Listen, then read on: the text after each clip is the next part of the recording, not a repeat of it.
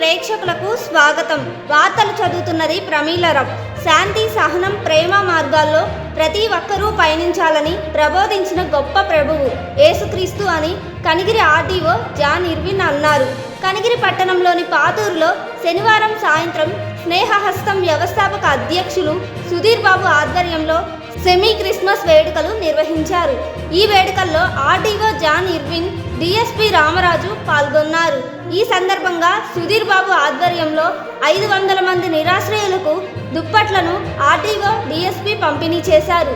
అనంతరం సుధీర్ బాబు చేస్తున్న సేవలను వారు కొనియాడారు.